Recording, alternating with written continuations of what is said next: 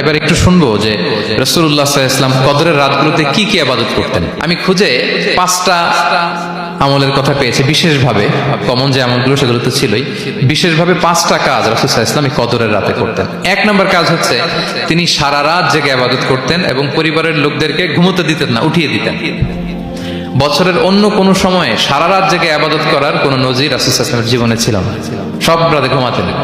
আম্মা জান আয়েশা রাদিয়াল্লাহু তাআলা আনহা বলেন, ইযা দাখালাল আশরু আহিয়াল লাইলা ওয়া আইফাযা আহলা ওয়া জাদ্দা ওয়া শাদ্দাল মিজার। রমাদানের শেষ দশক যখন আসতো রাসূল সাল্লাল্লাহু আলাইহি ওয়াসাল্লাম সারা রাত জেগে ইবাদত করতেন। পরিবারের সদস্যদেরকে জাগিয়ে তুলতেন, স্ত্রীদের ঘুমাতে দিতেন না, জাগিয়ে তুলতেন। ফাতেমা রাদিয়াল্লাহু তাআলা আনহার ঘর পাশেই ছিল, তাদেরকে যে জাগাতেন এবং নিজে সারা রাত ইবাদত করতেনই। জাদ্দা ওয়া শাদ্দাল মিজার, খুবই বলিষ্ঠ ভাবে, খুব মজবুত ভাবে কোমরে গামছা বেঁধে নামার একটা এক্সপ্রেশন এখানে দেওয়া হয়েছে। মিজার, ইজহার মানে হচ্ছে